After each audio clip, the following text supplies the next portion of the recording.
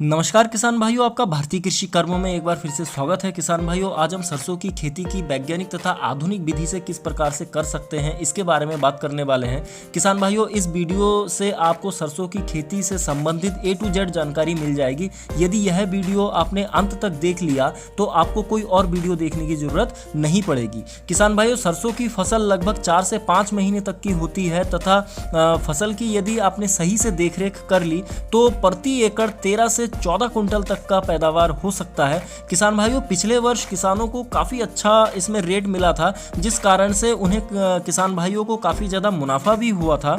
इसीलिए काफ़ी किसान भाई इस वर्ष भी सरसों की खेती के लिए अपना एक अच्छा रुझान दिखा रहे हैं। किसान भाइयों, अगर इसमें मिट्टी की बात की जाए तो हल्की से भारी तक मिट्टी में इसमें की जा सकती है, लेकिन दोमट, रेतीली दोमट और तलछटी वाले क्षेत्रों के लिए काफ़ी अनुकूल होता है। और अगर समय की बात की जाए किसान भाइयों, तो सितंबर के लास्ट और अक्टूबर के पहले हफ्ते या दूसरे हफ्ते में यदि इसकी बुवाई कर दी जाए तो काफ़ी अच्छा बीजों का जर्मिनेशन देखने को किसान भाइयों मिलता है। अगर पीएच की बात करें इसमें तो 5.5 से 7.5 तक काफ़ी अच्छा होता है। यदि आपका पीएच 8 है या उससे कुछ ज़्यादा है तो आप जिप्सम का भी इसमें प्रयोग कर सकते हैं किसान भाइयों। अगर अब हम तापमान की इसमें बात करें किसान भाइयों, तो ये ज़्यादा अगर आपका तापमान ज़्यादा हो जाए, मतलब ज़्यादा गर्मी हो जाए या ज़्यादा ठंडी हो जाए, तो उसमें भी इसका जर्मिनेशन या काफ़ी दिक्कत होते हैं। तो इसका जो अनुकूलतम तापमान है तो 28 से 32 डिग्री सेल्सियस काफ़ी अच्छा होता है। ये अनुकूल तापमान है। ज़्यादा गर्मी या ज़्यादा ठंडी में ज़्यादा फर्क नहीं होता है, लेकिन आपके जो पैदावारी है उसमें कुछ आपको दिक्कत हो सकती है किसान भाइयों, ये आप ध्यान रखें।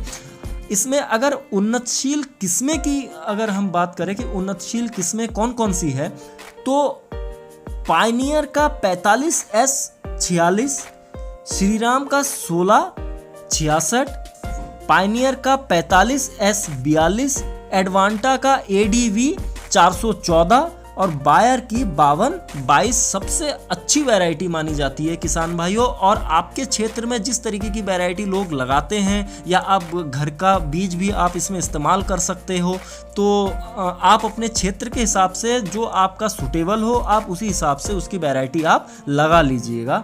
अब अगर खेत की तैयारी की बात करें किसान भाइयों, तो बीज के अच्छे अंकुरण के लिए खेत को 2 से 3 बार आप गहरी जुताई करें तथा हर जुताई के साथ आप उसमें पाटा लगा दें किसान भाइयों। कटवर्म, बोरर, बीटल और रूट ग्रेव समस्याओं को कम करने के लिए आप फिप्रोनिल 0.3% GR 4 किलोग्राम प्रति एकड़ के हिसाब से आप उपयोग कर सकते हैं किसान भाइयों। और इसमें यदि आपने 5 टन सड़ी हुई गोबर की खाद भी आपने दे दी तो आपको काफ़ी अच्छा आपके जो प्रोडक्शन है वो देखने को मिलेंगे किसान भाइयों।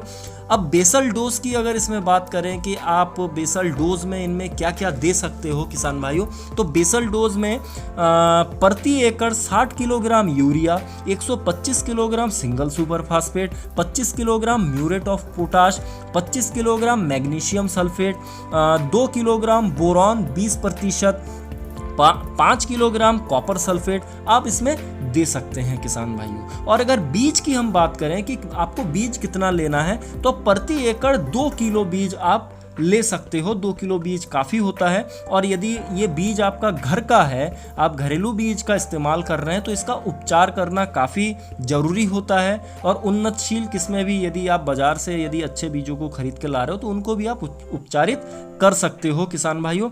तो उपचारित करने के लिए आप थायरम 75% WS 3 ग्राम प्रति किलोग्राम के हिसाब से आप बीजों का उपचारित कर सकते हो किसान भाइयों। अब यदि हम बुवाई की बात करें किसान भाइयों, तो आप इसको छींटा विधि से या सीड-ड्रिल मशीन से इसकी बुवाई कर सकते हो। और आपको ध्यान में रखना है कि 4 से 5 सेंटीमीटर की गहराई तक ये बीज आपका जाए किसान भाइयों। बुवाई के लगभग 25 दिन बाद अच्छे वनस्पति विकास और गुणवत्ता वाले बीज प्राप्त करने के लिए मल्टी माइक्रोन्यूट्रिएंट मिक्सचर लगभग आपका 1.5 ग्राम 1 लीटर पानी में मिलाकर पत्तों पर छिड़काव करें तथा इसके लगभग 5 दिन बाद 1 लीटर पानी में 2 ग्राम 13-40-13 मिलाकर पत्तों पर छिड़काव किसान भाइयों आप कर सकते हैं। इससे पौधों की जो बढ़वार है काफ़ी अच्छी होती है। अब आप खाद किस समय दे सकते हैं? तो खाद किसान भाइयों बुवाई के 35 से 40 दिन बाद आप पहली खाद दे सकते हैं, या आपके जो पौधे जिस तरीके से बढ़वार कर रहे हैं उसको आप मॉनिटरिंग करके कि किस हिसाब से आपको खाद देना आप दे सकते हैं। लेकिन अगर मैं बात करूं कि आप खाद किस समय देंगे तो 35 से 40 दिन बाद एक आप खाद दे सकते हैं। इसमें आप 50 kilogram urea, 25 kilogram magnesium sulphate प्रति एकड़ के हिसाब से आप किसान भाई दे सकते हैं। और आपको सिंचाई का भी विशेष ध्यान रखना है। आपको ज़्यादा सिंचाई भी नहीं करनी है और कम सिंचाई भी इसमें ना हो किसान भाइयों, इस चीज़ का आपको विशेष ध्यान रखना है। सिंचाई की अगर मैं बात करूं तो आप बोरवेल से आप सिंचाई कर सकते हैं या स्प्रिंकल के माध्यम से आप सिंचाई कर सकते हैं, तो काफ़ी अच्छा होता है। तो ये चीज़ें आप ध्यान रखें। और जब आपके पौधे कुछ बड़े हो जाने लगते हैं तो इसमें काफ़ी सारे कीटों की समस्याएं भी आपको देखने को मिल जाती है किसान भाइयों।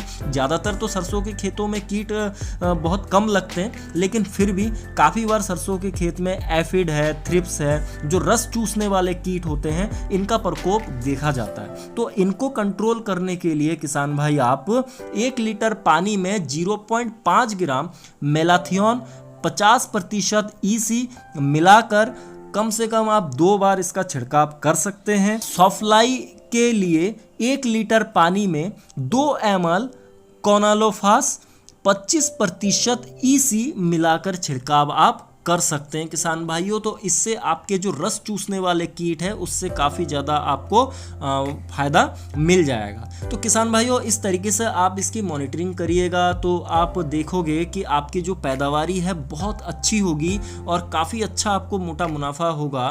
तो आपको ये सारी जानकारी मैंने विस्तार से और काफ़ी कम समय में मैंने आपको देने की कोशिश करी है किसान भाइयों। तो मुझे लगता है कि आपको इससे काफ़ी कुछ सीखने को मिला है कि आप किस तरीके से सरसों की खेती करके एक अच्छा मोटा मुनाफा कमा सकते हैं। तो मिलते हैं हम अगले नए वीडियो में, तब तक के लिए धन्यवाद। आपका दिन शुभ हो। जय हिंद।